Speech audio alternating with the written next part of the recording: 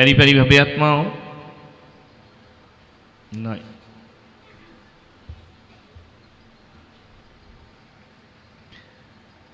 एक सज्जन मेरे पास आए, मेरे कक्ष में, मेरे कमरे में, और उन्होंने कहा कि महाराज मैं अशांत हूं, दुखी हूं, मेरे जीवन में शांति नहीं है, कलह है, झगड़े हैं, लड़ाई है। मैंने कहा पड़ोस में? बोले नहीं। मैंने कहा रिश्तेदारों में? बोले नहीं। मैंने कहा दोस्तों में? बोले नहीं। तो मैंने कहा झगड़े किस में है? बोले हम पति पत्नी में झगड़े हैं। तो मैंने कहा टेंशन काय का ले रहा, पति पत्नी होते ही झगड़ने के लिए है, ध्यान रखो। बोले नहीं महाराज कुछ करो, स्थिति बहुत खराब है, तलाक तक नौबत पहुंच गई है। मैंने कहा तेरे घर में कितने लोग हैं? बोले कोई नहीं, बचाने वाला भी नहीं है। मैंने कहा मतलब? बोले हम दो और हमारे। ऐसे कैसे बोल रहे? दो, एक ही था उनका। तो प्रवचन तुम कर रहे हो या मैं कर रहा हूं? मैं चाहे तो एक पैदा कराऊं, मैं चाहे तो चार कराऊं। बोले हम दो और हमारा एक। तो हमने कहा झगड़े किस बात के हैं? बोले यही तो नहीं मालूम है, इतने झगड़े, सुबह से कलह हमारे घर में शुरू हो जाती है। मैंने कहा बात क्या है? बोले समझ नहीं आ रहा है, स्थिति ये है कि 7 जन्म की कस्में एक ही जन्म में टूटने वाली हैं और लगता है कि वो अलग हो जाएगी और हम अलग हो जाएंगे। मैंने कहा तेरे परिवार में माता पिता कहाँ हैं? वो हमसे अलग रहते हैं। तेरा भाई कहाँ है? वो हमसे अलग रहता है। तेरी बहन, उसकी शादी हो गई। मैंने कहा बच्चा कहाँ रहता है? बोले कोटा में जाके पढ़ रहा है। तो मैंने कहा अब लड़ने की जरूरत क्या है? अब पति पत्नी 2 बच्चे हैं। बोले महाराज बहुत ज्यादा झगड़े होते हैं, इतने आर्गूमेंट्स होते हैं, इतने प्रश्न करती है, इतने क्वेश्चन करती है, मेरा जीना हराम हो गया। मैंने कहा बता तू माँ बाप से अलग क्यों हुआ? बोले झगड़े होते थे, लड़ाई होती थी। मैंने कहा अलग हो गया, अब क्या है? बोले अब और ज्यादा झगड़े होते हैं, और ज्यादा लड़ाइयां होती हैं। तो मैंने कहा तू कल अलग किस लिए हुआ था? बोले ताकि झगड़ा शांत हो जाए, लड़ाई शांत हो जाए। तो मैंने कहा झगड़े कम हो गए क्या?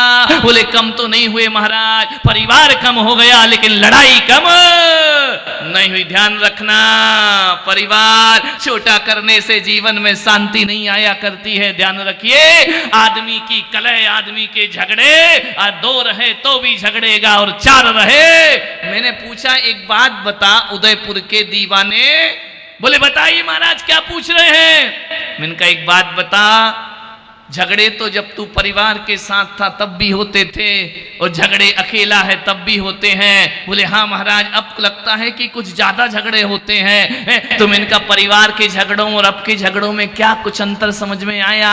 बोले परिवार में झगड़े रहते थे तो महाराज लड़ते थे, झगड़ते थे, कभी मम्मी सहायता कर देती थी, कभी पिता बचा लेते थे, कभी भाई हमको डांट देता था। अरे महाराज झगड़े पहले भी होते थे, संभालने वाले 4 हुआ करते थे, और अब झगड़े होते हैं, संभालने वाला कोई नहीं है हमारे बीच में। ध्यान रखना, ये अभिशाप है। संयुक्त परिवार टूट गए, एकल परिवार स्थापित हो गए। ध्यान रखना है मान्यवर, झगड़े ज्यादा। आज तलाकों का रेशो बढ़ गया है, आए दिन तलाक। 2-4 घर ही मुश्किल से अच्छे मिलते होंगे, हर घर में तू मैं चालू है, लड़ाइयां हैं, झगड़े हैं। मान्यवर आपसे निवेदन है, मनुष्य ग्रुप में रहे या अकेला रहे, झगड़े तो होंगे। लड़ेगा तो लड़ना आदमी का स्वभाव बन गया। झगड़ता है आदमी, लड़ाई करता है, पति पत्नी है तो भी झगड़े हो रहे हैं। बच्चा कोटा में पढ़ता है, माँ बाप गांव देहात में रहते हैं, तुम यहाँ पर अकेले पति पत्नी रह रहे हो लेकिन तुम्हारे जीवन में शांति नहीं। ध्यान रखना, बाजार में सामान मिल जाता है लेकिन बाजार में शांति नहीं मिला करती है। ध्यान रखिए, नोटों से गद्दे मिल जाते हैं लेकिन नोटों से चैन की नींद नहीं मिला करती है। आपसे मेरा निवेदन है, सोने के बर्तन खरीद सकते हो लेकिन भूख नहीं खरीद सकते हो बाजार से। ध्यान रखना, दुनिया में कहीं भी घूमने चले जाओ, पूरी दुनिया में हर सामान मिल जाएगा। बड़े बड़े मॉल खुल गए तुम्हारे इस उदयपुर में, जो चाहो सामान मिलेगा। और अब तो मॉल जाने की जरूरत नहीं है, अब तो ऑनलाइन मोबाइल में दबाओ और सामान घर में हर सामान मिल जाता है। कपड़े कहो तो कपड़े घर में आ जाएंगे, होम डिलीवरी।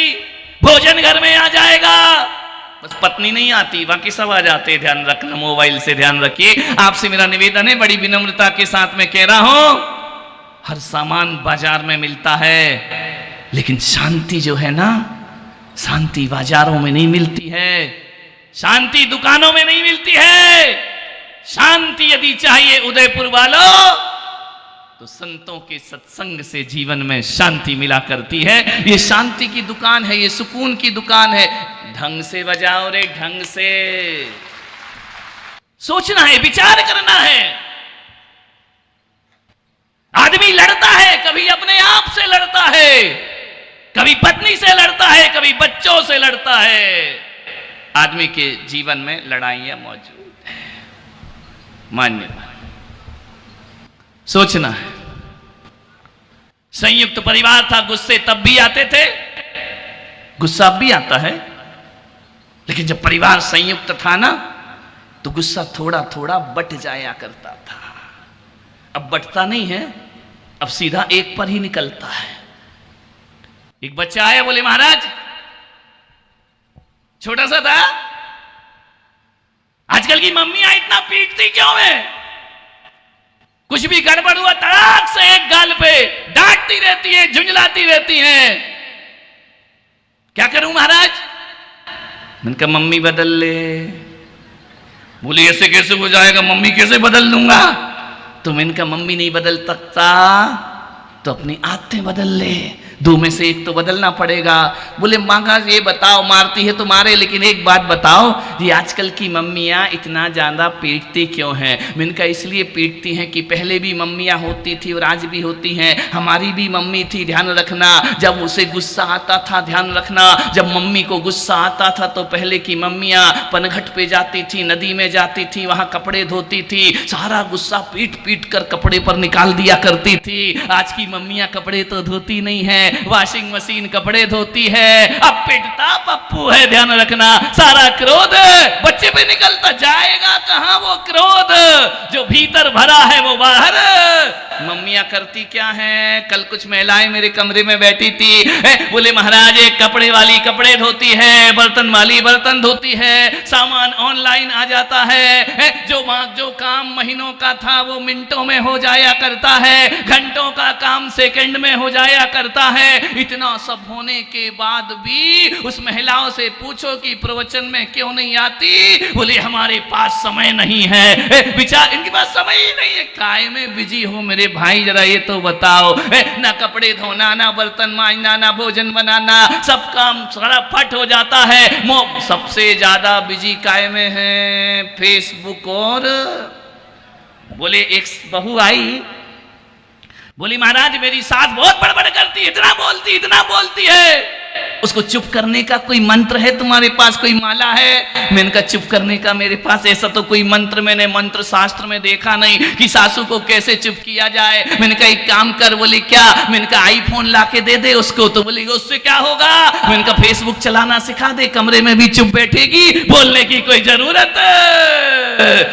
पहले देखो शोर मचाते थे बच्चे, मेरे कमरे में 8-10 बच्चे बैठ जाएं, अपना अपना मोबाइल घुमाते रहते हैं, मुझे कहना ही नहीं पड़ता कि चुप होकर के बैठ जाओ, अपने आप आदमी मोबाइल पकड़ा दो उसको। ध्यान रखना मान्यवर, झगड़े हो रहे हैं घरों में, संयुक्त परिवार टूट रहा है, एकल परिवार है, तलाक की नौबत बढ़ गई है। ध्यान रखना, लेट शादी होती है, आर्गुमेंट्स बढ़ जाते हैं, एक दूसरे को बर्दाश्त नहीं करते हैं, साल 2 साल होती नहीं है, तलाक की तैयारियां शुरू हो जाती है।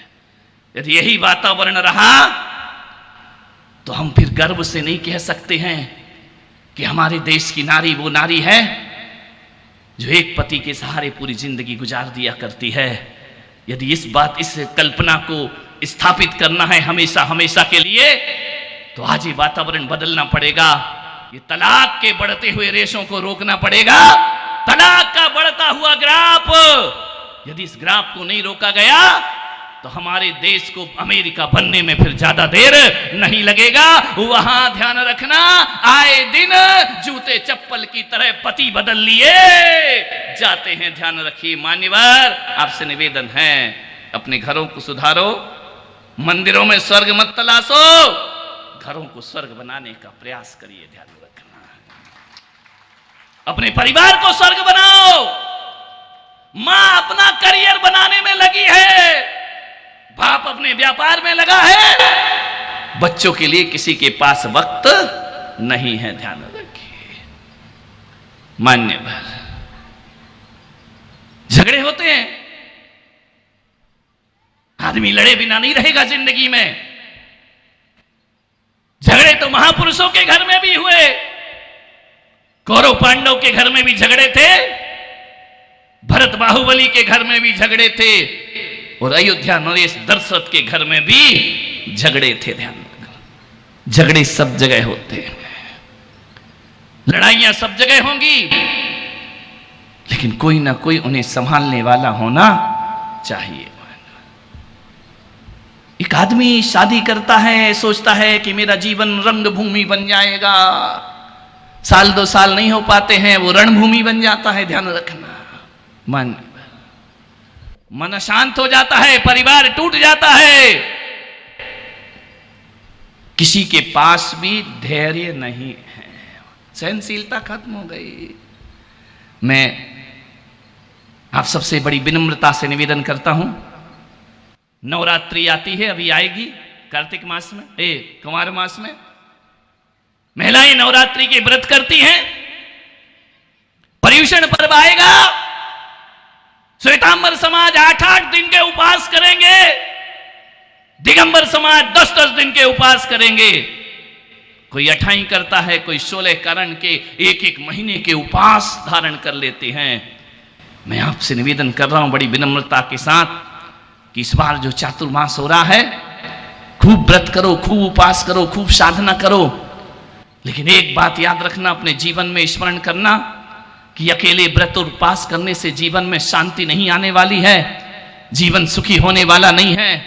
मैं तो आपसे आग्रह करता हूं कि इस बार के इस चातुर्मास में 10 लक्षणी पर्व आए, पर्युषण पर्व आए, नवरात्रि पर्व आए, मैं आपसे निवेदन करता हूं 9-9 दिन 10-10 दिन भूख सहन कर लेते हो।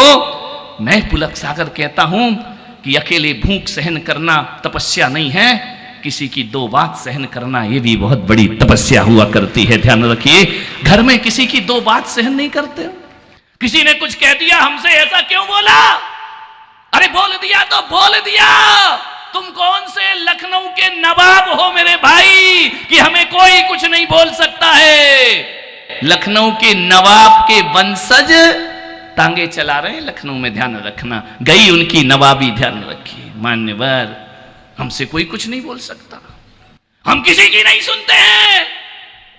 पति कहता है पत्नी की नहीं सुनूंगा, पत्नी कहती है पति का नहीं सुनूंगी, सास कहती बहू की नहीं सुनूंगी, और बहू कहती है तुम घर में किसी की नहीं सुनते और मुझे सुना के चले जाते हो। ध्यान रखना, मैं पुलक सागर ने भी कह दिया, मैं भी अब किसी की नहीं सुनता हूं। सुनना सीखो, ध्यान रखिए मान्यवर, सुनो थोड़ा सा, बोलो कम, सुनो। कल कहा था ना मैंने, बोलना कम और सुनना। लेकिन ये महिलाएं नहीं, यहां की महिलाओं की बात नहीं कर रहा हूं मैं, तो ऋषभ देव वाली महिलाओं की बात कर रहा हूं। तुम्हारी बात तो अगले चौमासे में करूंगा, 4 महीना रहना है मुझे मेरे भाई, ध्यान रखना। वे महिलाएं इतनी होशियार, इतनी होशियार, इतनी होशियार, सुनती तो दोनों कान से है और निकालती मुंह से, और आदमी यहां से सुनता और यहां से निकाल देता। क्रोध वाली चीजें, गुस्से वाली चीजें जो तुम्हें गुस्सा दिलाए, क्रोध दिलाए, यहां सुनो और यहां से निकाल दे। लेकिन तुम इतने होशियार, आदमी भी कोई कम नहीं है, प्रवचन यहां से सुनता है, बाहर निकल के यहां से निकाल दिया करता है। ध्यान रखना, मैं आपसे निवेदन करता हूं, मेरा आपसे विनम्रता से अनुरोध है, क्रोध मत करो। क्रोध ऐसी समस्या है जो जैन को भी आती है, बौद्ध को भी आता है, हिंदू को भी आता है, मुसलमान को भी आता है, ईसाई को भी आता है। क्रोध ऐसा है जो बड़ों को भी आता है, बूढ़ों को भी आता है, जवान को भी आता है, छोटों को भी आता है, बड़ा यूनिवर्सल है। ध्यान रखना, हर किसी के जीवन में क्रोध आता है। जो देखो वो गुस्से में भरा हुआ है। एक जोड़ा मेरे पास आया, उसका छोटा सा बच्चा था, उसने कहा कि बेटा महाराज को नमोस्तु कर। नमोस्तु बच्चा काहे को नमोस्तु करे? माँ ने पकड़ा, सिर दबाया। मैंने कहा क्या कर रही है? बोले नमोस्तु नहीं कर रहा। मैंने कहा बच्चे क्यों नमो? बोले मैं बहुत टेंशन में हूं। 5 साल का बच्चा, कपड़े पहनना आता नहीं, टेंशन लेके घूम रहा है। ध्यान रखना है, आदमी पैदा होते ही टेंशन में आ जाता है। मान्यवर, वातावरण बहुत खराब हो रहे हैं, बदलो, क्रोध को जीतने का प्रयास करो। झगड़े होते हैं, एक क्षण का क्रोध 24 घंटे की जिंदगी को तबाह कर देता है। क्रोध पे कंट्रोल रखो। एक क्षण का क्रोध, एक क्षण का गुस्सा, यदि इसे ठंडा ना किया समय पर, अभी नहीं कह रहा हूं, अभी तो तुम वैसे ही ठंडे बैठे हो, ध्यान रखना है। अभी तो कह रहे नहीं महाराज हम गुस्सा नहीं करते। घर जा बेटा, तब पता पड़ेगा गुस्सा करते हो या नहीं करते हो। जब शांत हो तब कोई पुरुषार्थ नहीं करना, अपन तो शांति में ही है। जब क्रोध आता है ना, तब उसे ठंडा करने का प्रयास करो। ठंडा करो क्रोध को। नहीं किया घर जल जाएगा, तबाह हो जाएगा। और हकीकत में देखो तो 90% गुस्सा फुकट का, फालतू की बातों का। ध्यान रखना, काम की बातें नहीं होती, फालतू की बातों का गुस्सा होता रहता है, फालतू की बातों का झगड़ा होता रहता है। कोई भविष्य को लेके झगड़ता है, कोई अतीत को याद करके झगड़ता है। ध्यान रखिए, कई लोग इसलिए रोज झगड़ते हैं, तूने मुझे गाली दी थी, तूने मेरा अपमान किया था, तूने मेरा वो किया था। भूतकाल भूतकाल भूतकाल, पुरानी बातों को याद करके लड़ना, भूत बनना है। ध्यान रखना, भूतों जैसी जिंदगी मत जियो। कई ऐसे होते हैं जो भविष्य को लेकर के झगड़ा कर रहे हैं, मेरा क्या होगा, बच्चों का क्या होगा। अरे सामान्य 100 वर्ष का पल की खबर नहीं। ध्यान रखना, तेरा क्या होगा, अरे तू होगा या नहीं होगा, इस पर भी थोड़ा विचार कर। ना भूत के लिए लड़ो, ना भविष्य के लिए लड़ो। ध्यान रखना, मेरे महावीर तो कहते हैं जो ना भूत के लिए जीता है, ना भविष्य के लिए जीता है, अरे जो वर्तमान में जीता है वो वर्धमान बन करके खड़ा हो जाया करता है। आज में जियो, कल का कोई भरोसा नहीं है। ये जिंदगी दोबारा बोलो मिलेगी या नहीं मिलेगी? ये वाली तो नहीं मिलेगी, ध्यान रखना है। मान्यवर।